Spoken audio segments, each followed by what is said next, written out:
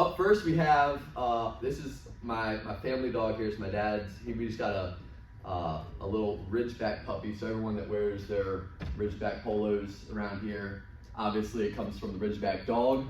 And they were bred in Africa to hunt lions. That was like their purpose as a breed. So anytime I'm out hunting land, I try to channel my inner Oakley, that's my dog's name, and try to sniff out some good opportunities. So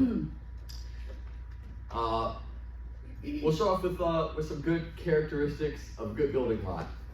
Everything that I've, Mike's really taught me a lot about all this stuff. When I first started, I didn't really know squat about land, but you can kind of pick it up pretty quick. A few of the key features that you try to identify. Number one, you want to try to get a good level lot that's like slopey and hilly. Sometimes there can be a lot of challenges associated with that. Road frontage is key. If you can get it right along a state road, find a good piece of land on a state road, that just helps with development costs. If you have like a long easement to it, it can be a pain to have to figure that out. What do the houses look like around it? Is it in a trailer park, or is it in a $1 million home neighborhood? Or does it have newer houses, older? Kind of what does it look like? That helps you kind of identify a good value for it, for sure. Is it dry? Is it swampy? Sometimes it's hard to build on it. It's got a bunch of water, right? Is the title? How does the title look? A lot of times I deal with folks that they inherited land from generations and generations, and their old grandparents owned the land, and maybe it wasn't properly willed down, so then you have to go back through the title and get affidavits signed and whatnot. So making sure that everyone is, you can find them, make sure the seller's in contact with all the relatives that are, involved in it, and is it possible to be cleared? Because sometimes it can be too challenging. And then is the price, obviously with any listing, is the seller reasonable with the price, or are they out in la land? So here's a picture of a good little lot that we have found, and you can tell it's got road frontage. It's got a few little topography lines on it, but it's fairly level, and it was dry. Whether it's wooded or cleared, that's definitely a factor, but both are workable, and so you can kind of tell that's kind of the ideal piece of property that you're looking for. I would say nice and wide, not a weird shape to it, so that one's working out pretty well. How to prospect for land. So basically it's just like prospecting for a house or anything else. You're gonna have to make phone calls, you're gonna have to send letters, you're gonna have to work your COI. We use Onyx Hunt a lot when I'm driving around. We'll go and basically screenshot little tax records on Onyx Hunt. If you're driving around, anytime you're driving from appointment to appointment or anywhere, I would always have your Onyx Hunt going, because you'll find stuff that you didn't realize was there. It's actually a good piece of land. And then go back to your office later and send them a letter, or try to find their phone number and call them. Tax records are great for this. We've been getting into some skip tracing and finding some phone numbers online, and that's been pretty well. There's tons of different software and features out there that you can use to find phone numbers, and it's just a lot easier. We can just get in contact with them right away with a phone call, instead of having to wait for them to call back off a letter. Sometimes they're local. For example, I was driving down in Caroline County, saw a piece of land, and realized, put up a tax record, I'm like, oh my gosh, this person lives in my neighborhood. So, go walk across the street, go knock on her door, and, obviously I want to be her friend because she's my neighbor, but I can pick her brain about the land that she owns out there as well. So knocking doors works if they're local. Sometimes they're, they live in Florida or something, and you just can't do that. So, if they're local and it's a good piece of land, I definitely would say, go get it, go knock on the door. And then COI, generally landowners are friends with other landowners. So if you already do, have one person that you're working with and they have land, ask them who else, which other of their buddies owns land that they might want to sell. So I think it's pretty simple. It's very similar to prospecting for anything, houses or buyers, or there's really no secret golden apple that you just like get a bunch of land leads, right? You gotta look and you gotta hunt for all of them. So these are a lot of the ways that we use to hunt down those landowners. And if you guys have any questions, just don't be afraid to raise your hand or just blurt it out and ask me. Perfect. All right, let's say you're doing some prospecting. You have gotten a landowner on the phone, and they're interested in selling, or they called back on a letter. A lot of times it's like, well, what do I do now? I got a guy, he wants to sell. It's land, maybe I'm not familiar with it. How do I handle this? So we've got a land script that we use, and it's got all the questions that you need to know. The big things is like perk. Does it perk? What does it perk for? Do they have a plat for it? Is power available at the site? And as far as price, like are they reasonable on the price? That's a pretty big factor. If it's a 3-acre lot in Louisiana and they want $1 million for it, it's probably not even worth going out there and looking at it because they're just way out in la land.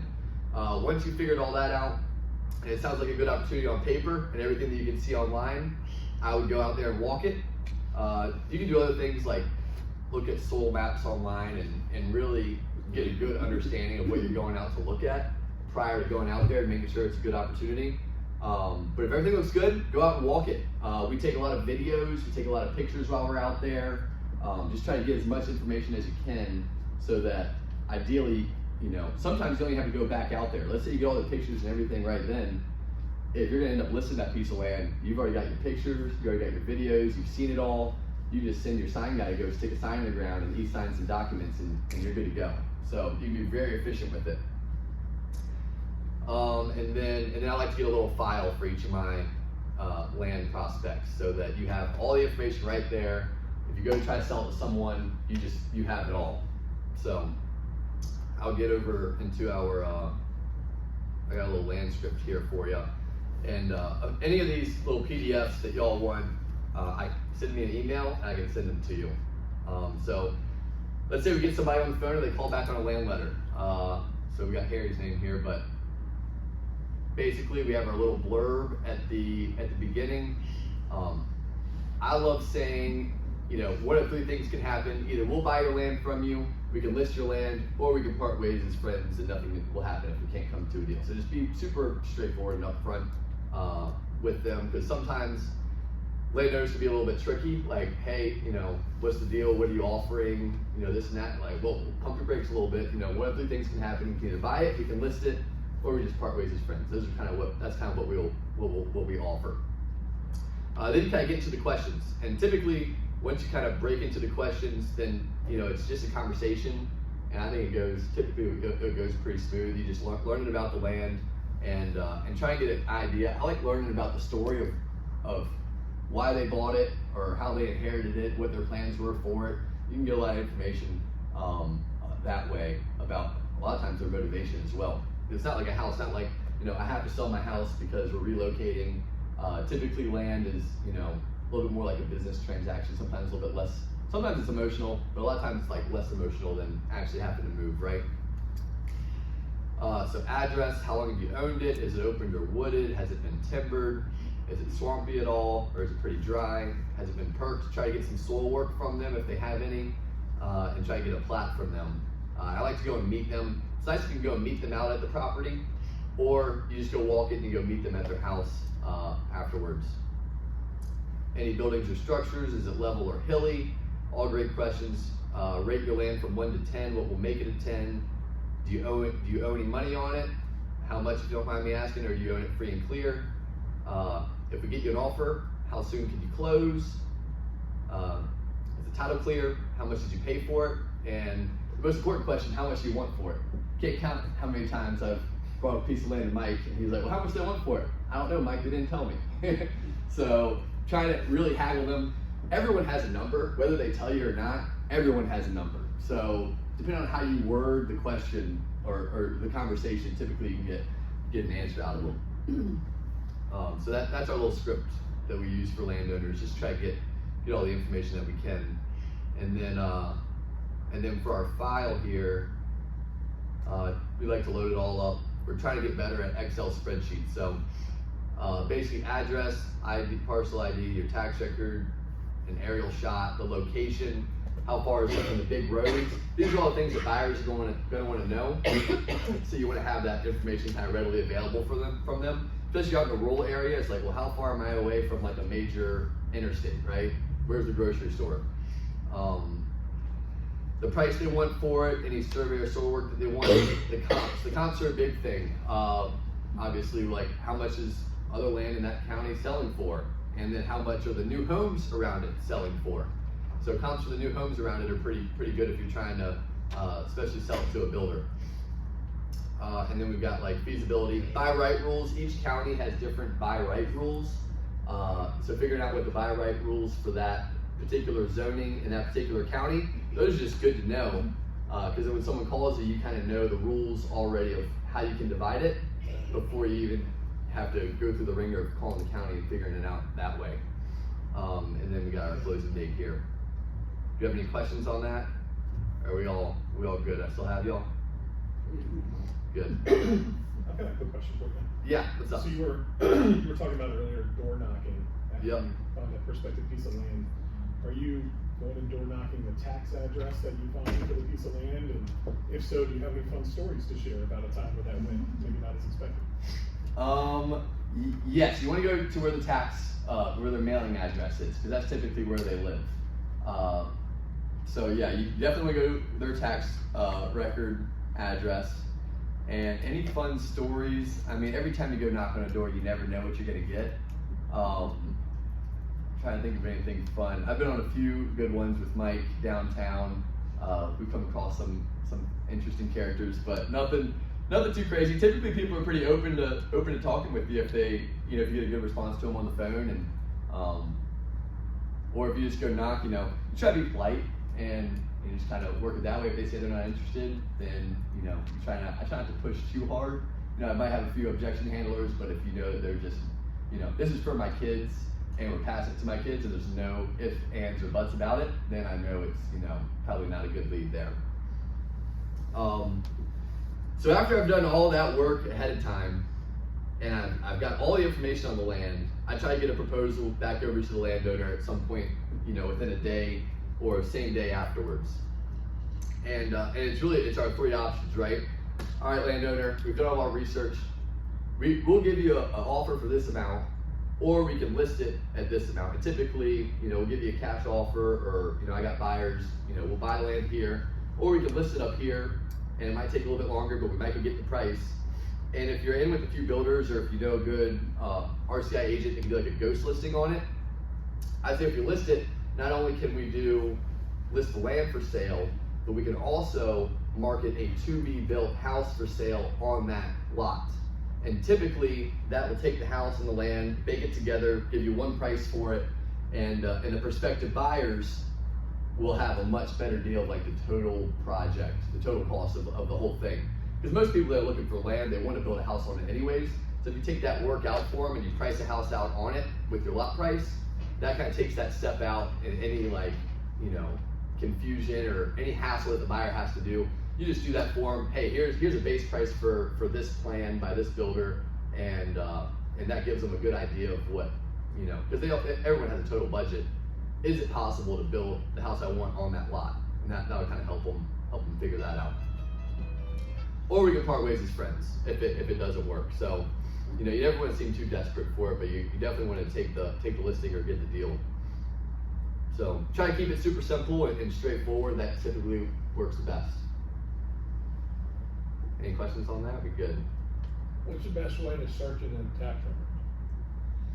The best way to search it in the tax records. I like going in MLS and just doing the public record search. And then if it's like a piece that someone called on and they're, hey, I got a piece of land I want to sell, then I'll just like search their name, or I get whatever name is on the property. Sometimes it's like parents or grandparents or whatever, or get a tax ID number and search it like in the county GIS. That's typically how I do it. But I guess what I'm trying to get you to share with the group, do you go out and lay your eyes on a piece of land and then go back and look at tax records, or do you try to search the tax records for vacant land and then go look? I always try to put my eyes on it first. Always try to put my eyes on it. Sometimes like I've driven down Scotchtown Road a million times. I kind of know that's a pretty good road, and I could probably go to the tax records and click down the road, find vacant land, and then I know Scotchtown Road is good. I can do it a little bit quicker that way. But I always try to put my eyes on it, and that's what I use my Onyx hunt for. Go drive down the road, pull over, find the 3 pieces of land I just passed, and screenshot them all, and then we do mailers when I get back to the office, or pull up the tax record when I get back to the office. Yep, that's the best way. Or else, I've learned, if you do the buckshot method, and you just in the tax record pull in every piece of vacant land that you can on any road, all the bad ones call you. All the ones that have, creeks running right through the middle of it, or just terrible lots, they all call you, yeah, I'm gonna sell the land, and then you go waste a bunch of time driving out there, looking at it, talking to them on the phone, and it's just not a good opportunity. So, got burned a lot that way too, Ron. You got a few slaps to the back of the head from Mike doing it that way. So I've learned. All right, the recipe for 2 lots a month. So this is my goals here. Obviously, the more letters and the more calls you make, the more leads you'll get. But I try to do at least 10 letters a day. That equals 50 letters a week, and $200 a month. Typically, I get like 1 to 2% callback on the letters. So you get about 1 to 2 good leads a month, and then I try to call behind them, and that typically gets my conversion rate a little bit higher there. And yeah, here you go, drive and identify the good lots in person. So if you get 2 to 3 good lot leads a month, then you can kind of turn that into a pretty good business plan, I think. And you might be asking, that's a lot of postage, that's a lot of time, that's a lot of effort, that's a lot of driving around. Well, the key is, yes, it is worth doing all that, because you'll be able to get brand new listings like these here. These are some smaller houses that I've worked on, and you can turn them into house deals. So that's where you get the small check when the land sale comes, but then if you're working with builders like RCI or other smaller builders, then you can get the spec homes for sale on it too, and that's where you really get the return on the time and energy. So, yep, these 2 right here are still for sale, so Louisa County. If anybody has any buyers, let me know. Perfect. Any questions on that before I get into how you take it from land to house? Okay. I got my instructions here. The talk track is, you want to get in touch with some builders, and the talk track is, if I find you lots of land to build on, and it works out, will you list the house with me? And you want to kind of be that builder's go-to person. You want to bring them all their land leads. You want to bring them lots, and you want to help them sell their houses. So we've got a fun little document here, how to sell new construction for dummies. And this is basically my game plan for taking lots to houses. Number 1, we want to identify 4 good builders per county that you plan to work with, depending on where you want to build, where you want to find your lot set, maybe where you live might be a good start there. Just because it's tough when you live in King William and you're doing a lot of Powhatan lots. That's a lot of driving, right? So identify the 4 counties you want to work in, and finding 4 good builders within that county, because you never know which ones are going to be ready to pull the trigger on lots. So you want to have a few in your pocket that are going to be ready to go at all times. And how I find the builders is, I'll go into whatever county I want to work with, say Louisa County. I'll go to the MLS, I'll pull all the new construction listings, active, pending, sold in the last 6 months, and I'll go through, and you can look at like owner name in the listing, and that typically has the builder name in there. And then I'll go and use True People Search or whatever to try to find a phone number for them. And then I have the talk track, hey, I'm spending a lot of time and effort finding lots and land in a county it looks like you're doing some building in. If I bring you any lots and land to build on, will you list the houses with me? And typically they say yes every time, because every builder's in need of lots right now. And then it's always good if they say yes. It's like, all right, well, let me can I go look at some of your houses? Can I go, tour them? Can I meet you? Nothing bad is going to happen if you go meet a builder at their house and they give you a tour of it and you're trying to help them build more houses and sell more houses. I try to work that. I try to, meet builders every week, look at their houses, and just kind of get friendly with them. If you meet them in person, you have a much better chance of doing business with them than if you're just talking to them on the phone. So definitely go out and see and meet these builders, set up an appointment, bring them lunch, do whatever you need to do. And then you gotta start finding lots. It's better to have a builder ahead of time before you're finding the lots, or else you find the land and then you're kind of like scrambling to find a builder. And sometimes it might not work out. You end up just having to list a lot, and then like Stoney Marshall will buy it with his builder, and then he'll get the house listing, right? So, so yeah, we try to do 10 letters a day. No buckshot letters to lots blind. We want to lay our eyes on the land. There's our little recipe there. Make calls. TruePeopleSearch.com is a great website. It's free, and you can find phone numbers on there. Not all of them work, but if you keep on, if you have like 10 names and addresses, you might get through to a few people there.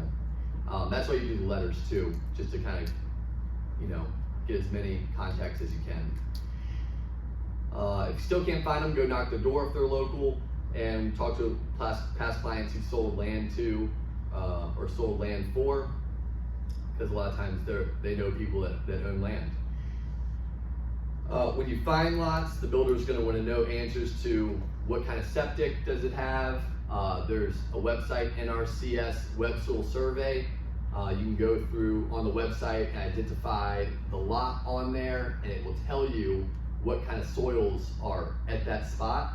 And a lot of times you can kind of tell from that whether it's going to be no perk, alternative septic, or conventional septic, depending on what kind of drainage it has and how good the soils, basically how good the soil is drained. I'm not a septic expert, but that's kind of what I just picked up. If they have soil work, then you don't need to do this. If they don't have soil work, I would try to dig online and try to find out what kind of soil characteristics the lot has. Do they have a plat? You might need to go to the county. The county typically has plats on most every piece of land there. So if they don't have a copy of it, you might need to run to the county and get a copy of the plat. What do houses on either side look like? What are they assessed for? Where did they recently sell for? That's going to be a key one there. Is the lot level, open or wooded? How long would the driveway need to be? That all adds costs to building, and if it needs to have a long driveway, the lot is going to be worth a little bit less because it's going to cost more to build on it. You got your lot price, what the landowner wants for it, and then when you go to your builder, here's a great question. How many people do you think tell builders, hey, here's a lot, I think it'd be suitable for your, Wilton plan, and I think we could list it around X amount. Does that work for you? And then they have all the information, they know what the lot price is, you think this plan is going to sell great on that lot, and then you tell them this is what we can list it and sell it for. You can look at all the comps in MLS, what does new construction sell for in that area, and you can kind of get an idea of price range based on the square footage, and just like running comps for a normal resale there. And then you really want to sell 2 new homes a month. In order to sell 2 new construction houses a month, you need to sell 2 lots to builders a month, 2 new construction homes a month with a $400K average sales price equals over 120 grand a year in commissions. So that could be pretty profitable for your business. You might get some builders that are real nervous and they're like, well, we don't like buying lots and holding them in inventory. Well, that's where the ghost listing comes in handy. Well, let's just list your land and we'll do a ghost listing for you. We'll try to pre-sell it. So you don't even have to inventory the lot. We'll try to get the buyer to buy the lot and we just do the build job for them. So ghost listings can come in handy. Anytime you list a piece of land, I think you should try to figure out a builder to do a ghost listing for you. Because I think there's just opportunity there. There's no reason not to. Do you have a database? So yeah, this is getting a little more advanced here, but you can even help market their house on the lot you have for sale to their past clients and subs. I'll call every builder in blank that will work for me to price their house. Ask the builder for a list of their past clients and subs that you can even market the house to. And if you're on MCG, Harry can help you set up a list and follow-up boss to get a good little intro email out to them. And you want to help. You really want to be, you really want to become irreplaceable to the builder clients that you work with. While in the so much value, they feel guilty for not working with you. It's their only option. Become their badass sales generator and have them rely on you to find and close leads. So you really want to be their sales force, basically. You say you focus on building the houses, I'll bring you the lots and I'll help sell the houses. You just got to focus on getting them built. And then that's how you become irreplaceable to them, and they just run all their business through you. So that's my script right there.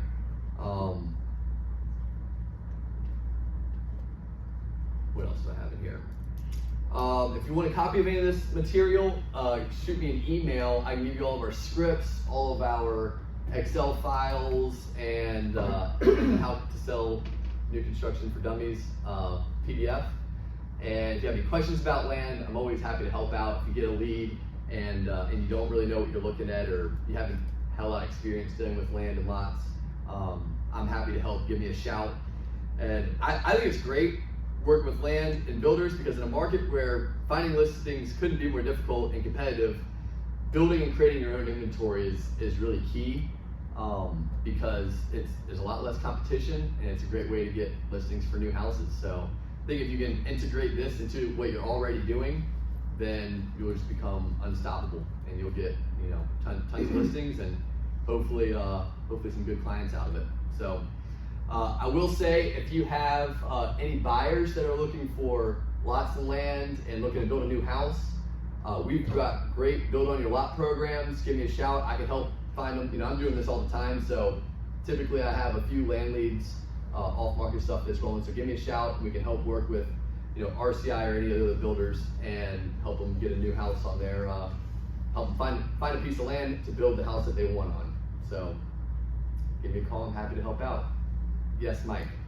Jake, how many counties have you tried to get lot listings in? Pretty much anywhere I can drive an hour. I'll drive an hour for basically anything. So I do a lot in, so I'll do, Essex, King and Queen, King William, Hanover, New Kent, Louisa, Goochland, Powhatan, and obviously if you find anything in like Henrico or Richmond, that's pretty good, but I don't really focus. Those are pretty competitive, so I like to stay in the more rural counties. So those kind of areas I try to work in. Maybe some Chesterfield. Yeah. How far can you drive from Mechanicsville and still be in Louisa? Yeah, you 3 hours. You can go. Louisa's pretty wide. So if you're going all the way up to like Zion Crossroads, that might be over an hour. I try to see like town of Louisa and in. Anything on the other side of the town of Louisa, that's a pretty good drive. If it's a good opportunity for a lot, I'll go out there. But I don't try to waste a lot of time in driving out that way. But and I do a fair amount in Louisa, so a lot of times I'm already out there, so it might make sense to do that. Does that answer your question? Yes, sir. Okay, awesome. Anybody have any other questions as far as like finding land and identifying land? And yeah, Mara? Okay, so say you have a family member who inherited this piece of land, they want to sell it, but Yep. they don't want to spend any money on it, right? So if they don't know, like, if it will perk or not, you can obviously go on the internet and try to figure out the soil. But like, what do you recommend? What's like your course of action for that? Yeah, so if I've got a land lead and they don't have any soil work and they don't have the plat, they've got nothing on it, then I'll just go find out what I can in the tax records, maybe go visit the county. If they don't want to spend any money on soil work, then you just have to that's just a buyer due diligence thing at that point. I put it in MLS, no soil work, buyer to, figure that out on their own basically. And a lot of buyers know that. Even if they have soil work, a lot of times a buyer will get their own soil guy to do their soil work anyways. So I wouldn't stress too much if you don't have that. Yeah. Yeah, it's good for marketing purposes if you can go look at the soils online and you can say, based on you know, the research online, soils look suitable for whatever.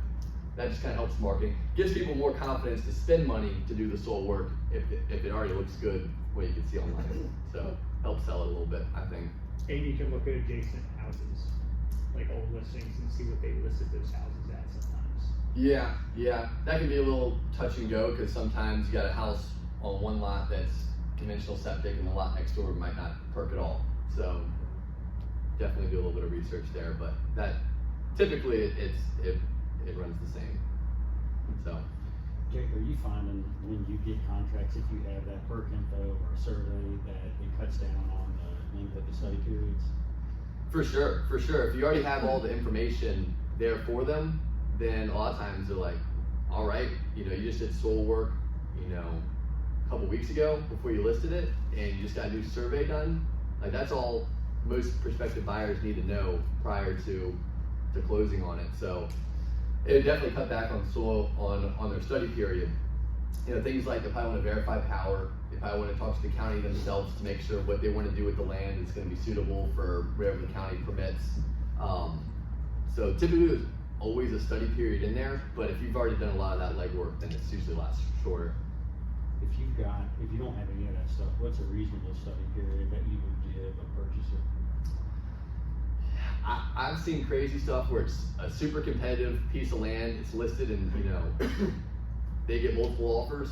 It depends on how quickly you can get your soil guy out there and a survey done.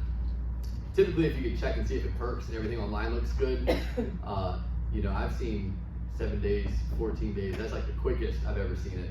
Anytime that we're just doing a piece of land, you know, 30 to 60 days, anywhere in that range, 30, 45 days, I think is pretty standard. If it's anything longer than 60 days and it's just a regular lot, doesn't need to be like subdivided or developed, then I would think they could do it a little bit quicker than that. But if it depends on the land too, if they need to get it rezoned or if they need to, you know, run through the county to try to subdivide it, it might be 90, 120 days. So yeah, depends on the situation there, but yeah.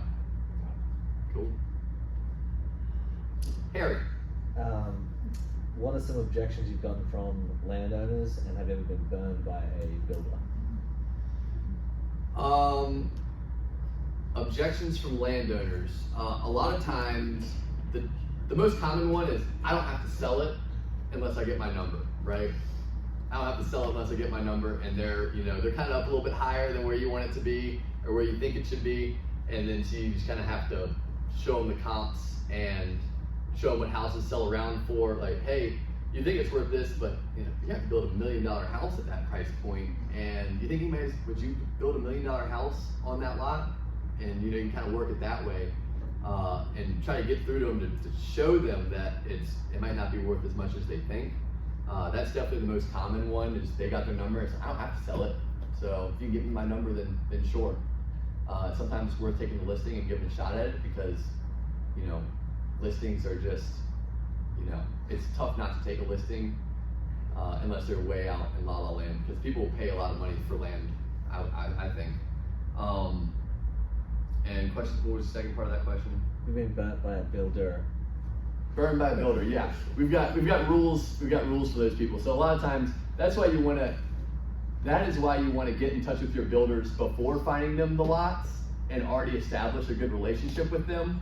If you don't, and you just, you know, hey, I got a lot, you know, hey, blah, blah, blah, builder, I see if you build houses, I got a lot for you. If you buy it when you give me the listing, they might say, sure, and then they end up building the houses and you just sold them the lot, you don't really have a good relationship with them, and they just go and sell it to, you know, a client that they're already working with, right? And they just cut you out of the deal. I've done pretty good it's all about the process and the procedure of the steps that you take to kind of get to that point.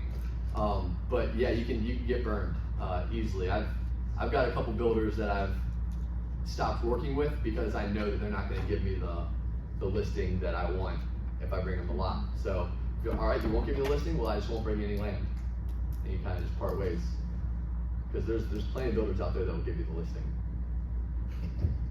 So, yeah. We're looking at cost-wise for getting soil study done. A soil study, it depends on how far you take it. If you just want a guy to go out there and poke a few holes and give you a letter, it could cost, I don't know, less than $1,000, I would say. I don't really know the exact cost, $400 or $500 maybe. But if you want to get the whole permit and the work and the septic design, then you're probably looking at, $1,500. I don't know. It's kind of a guess. I probably shouldn't say that. Probably over $1,000 or so for the whole thing. Yes. How did you refine the list of builders with whom you're wanting to work? And was one of your goals to create a little bit of diversity within that profile, so that I assume different builders are willing to work on like different size plots and incur different amounts of risk and are pursuing different style projects? Yes. Yeah. So it depends on what builders you kind of jive with the most. You can kind of be particular, like, hey, I like this builder because they build a house that I like. Maybe I want to work with them more. And then you really want to figure out what that builder is looking for. Hey, if this builder is only looking for 5-acre lots and less in this county, and you want to help them sell their houses, well, then you kind of know what kind of land to target. Mm-hmm. Depending on what builder you want to work with, probably depends on what kind of land you're looking for. And are you just doing like a Google search, or are you trying to find through some kind of software system what plots of land have been developed or flipped over the course of the last 6 months to a year? Mm-hmm. Like, what's the process? Sorry. Of identifying Identifying the builders or finding them? Finding the builders. Yes. So if I want to work in Hanover County, I'll go into the MLS and I'll look up all the new construction. You can filter out everything and just do new construction, and I'll look at the searches, see what builders are actually doing, selling houses and building houses, like active, pending, sold within the last 6 months, and then you can look in the owner name and MLS listing, and typically will have the builder's name there. And then you can do a Google search on them, or sometimes it's a smaller builder and it's just like an individual. You can do True People search, or one of these other skip tracing websites to find a phone number for them. So sometimes they're a realtor themselves, so they have like a family member that's a realtor, and it has that in MLS too, whether it's an owner, agent, or related. Sometimes those are a little bit harder to break through if it's like, the builder is, the husband's the builder and the wife's the realtor. You might come across that, and then it might be hard. I give all my list, we do all that in-house, so it might be hard to break into those. So you want to find people that would be willing to work with you. Mm-hmm. Yeah, is that a good answer? That's a very good answer. Okay, awesome. Very cool. Cool. Well, anybody else, or are we good to go here? Harry, I thought you were gonna try to stump me. Nah. The presentation was flawless. Thank you. It means a lot. 10 out of 10. Appreciate it, y'all. Well, thank you for coming. If you got any questions, give me a shout. Happy to help.